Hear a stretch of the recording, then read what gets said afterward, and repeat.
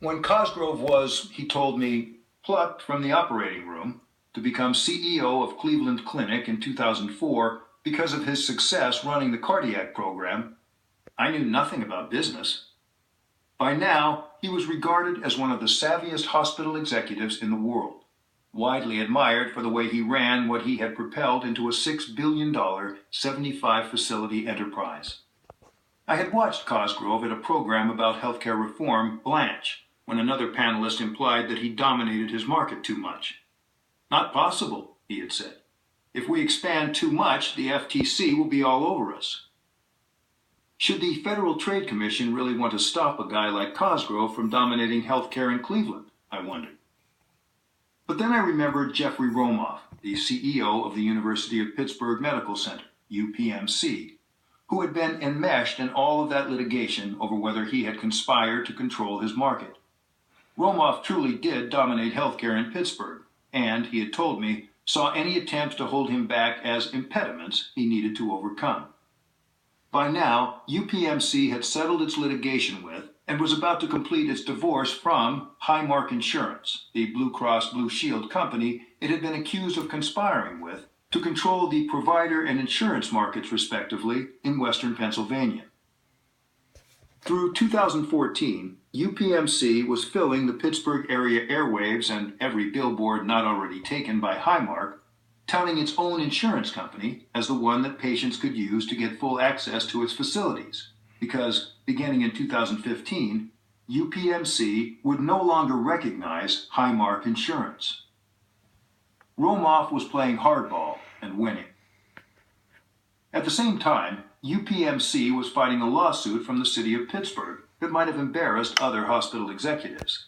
The city charged that the hospital system's prices and profits were so high, and its salaries, including Romoff's, which by now was more than $5 million, were so exorbitant that it did not deserve nonprofit tax-exempt status, and should therefore be subject to the city's payroll tax. That would mean a lot to Pittsburgh, because UPMC was Pennsylvania's biggest non-government employer. UPMC's first defense was that it didn't actually have any employees, only its subsidiaries did. By the summer of 2014, a state judge would agree. He dismissed the case, though the city would be allowed to file the same action against the various subsidiary hospitals. Nonetheless, the suit had highlighted UPMC's status as perhaps the world's most tough-minded, profit-oriented nonprofit. So, to put it charitably, Romoff didn't seem to be the kind of hospital leader that Drs. Corwin, Steele, Gottlieb, and Cosgrove were. Yet it was when I went to see Romoff, once I was able to travel, that the idea I had begun playing with after those talks with Corwin and the other doctor executives became fully formed. Sitting in front of a window in his suite atop the U.S. Steel Tower, overlooking his city's football and baseball stadiums, Romoff laid out a vision for healthcare that put it all together for me.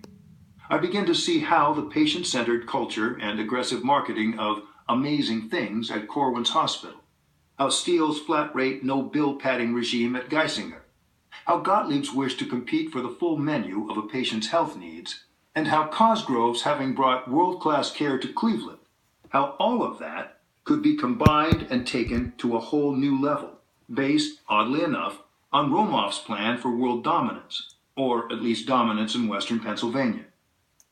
I spent much of my time with Romoff talking about his insurance company, which was run by Diane Holder, an elegantly dressed, long-time UPMC administrator sitting to my right. A hospital with its own health insurance company, they explained, was called an Integrated Delivery and Finance System. UPMC aimed to produce a model of that for the country. In fact, it had started another business to sell consulting and data analytics services to other hospital systems that wanted to do the same thing in their regions. By now, Highmark's insurance market share in the Pittsburgh region had shrunk from 65 to 45%. Romoff calculated that with all the business he was taking away with his own insurance company, plus the inroads made by other insurers with whom he had now signed network deals, Highmark's share would be at 25% by the end of 2014 and still sinking. He expected that his own insurance company would end up the leader in the market, and he was going to do everything he could to get to 100%. Would he be worried about being so successful that he drove out all the other insurance companies, I asked. Of the things that keep me up at night, that is not one of them, he answered with a smile. Romoff was unabashedly trying to become the dominant insurer, and of course he was already by far the dominant provider through his 20 hospitals and hundreds of clinics, labs, and doctors' practices. In other words, like Geisinger, only on a larger scale and with little competition in the market, Romoff could sell me health insurance, which would cover me when I used Romoff's hospitals, clinics, doctors, and labs. There would be no middleman, no third-party insurance company. Other hospital systems, such as California-based Kaiser Permanente, had tried the same thing, but Kaiser was not perceived as having the network of best-brand hospitals and doctors that dominated their markets the way UPMC did. To me, this was a hugely appealing idea, despite UPMC's record of high prices and its take-no-prisoners approach to competition. Why? Because it was the structure that made sense, not the particulars of Romoff and UPMC. The insurance company would not only have every incentive to control the doctors' and hospitals' costs, but also the means to do so. It would be under the same roof, controlled by Romoff. Conversely, the hospitals and doctors would have no incentive to inflate costs or overtreat because their ultimate boss, Romoff, would be getting the bill when those extra costs hit his insurance company. Steele had already proved this on a smaller scale at Geisinger. As Romoff put it, all the incentives are aligned the right way. It's the beauty of being the payer and provider at the same time. The alignments of interest are just so pure. When the incentives are not aligned, he added, supplying a quote that could easily be read the wrong way, it's why seniors dying of cancer get chemo when they should just get hospice care. To illustrate their point, Romoff and Holder, the head of his insurance unit, along with Chief Medical Officer Steven Shapiro, described their low back pain quality initiative. Experts have long considered the treatment of back pain as Exhibit A in any discussion of medical waste. We spend more than $85 billion a year on it, yet doctors who have studied the problem believe that 30 to 50% of the expense is wasted on needless operations and other treatments, when rest or physical therapy would work better. In 2012, Romoff and his two executives explained, UPMC had initiated the Back Pain Initiative for patients with its insurance who used its facilities. It involved a new treatment protocol that, according to a UPMC white paper, emphasized increased use of physical therapy and discouraged the use of high-tech imaging studies or other radiologic procedures during this period, unless significant neurologic findings were present. Patients were happier, and we saved a ton of money, Romoff told me. Maybe, but how can we know that the patients were happier or better off? And how could we know that those aging cancer patients Romoff had mentioned, who would have no place to go in and around Pittsburgh except to UPMC, if Romoff has anything to say about it, wouldn't be denied chemotherapy that they actually needed if Romoff employed doctors were the ones holding the prescription pads? The cabbie who drove me in from the airport to see Romoff swore by UPMC and how its surgeons had repaired his large intestine. But do we want Romoff to have all that power? Isn't his interest the one that was most purely aligned of all? That's where doctor leaders like Corwin, Steele, Gottlieb, and Cosgrove come in, along with strong oversight and regulation. Hospitals are already consolidating. We saw that in New Haven, and can see it in Corwin's New York, Gottlieb's Boston, and Cosgrove's Cleveland.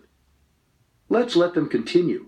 More important, as they continue, let's encourage them to become their own insurance companies, a la Romoff, so they can cut out the middleman and align those incentives. Let's harness their ambition to expand, rather than try to figure how and when to contain their ambition. Why shouldn't I be able to buy Toby Cosgrove's Cleveland Clinic health insurance? What a great brand. I would know that I can use all of his facilities and doctors, and he would know that his incentive now, which he says has always been his incentive, is to provide good care, not expensive care full of unnecessary and overpriced CT scans and blood tests. I would know that determining the nature of that care was going to be done not by insurance companies, but by doctors whom I could hold accountable. But let's ensure that accountability by insisting on tight regulation, mostly through the smarter use of federal antitrust law and state regulatory authority, in return for giving doctor leaders such as Cosgrove, Corwin, Steele, or Gottlieb the freedom to expand and also to become their patients' insurance companies. The first regulation would require that any market have at least two of these big, fully integrated provider insurance company players. There could be no monopolies, only oligopolies, as antitrust lawyers would call them. The larger markets, such as New York, Los Angeles, and Chicago, might have to have 4 or 5 or even more players to make the competition real and to make sure, with accompanying regulatory requirements, that their footprints were big enough and their marketing plans robust enough to serve patients throughout their regions, not just in the wealthier areas. If Yale New Haven Health System has become too big for its market to allow for that real competition, it would have to spin off facilities to a new player that could compete on price and quality with its own credible brand. Maybe Gottlieb, Corwin, or Cosgrove would want to expand there.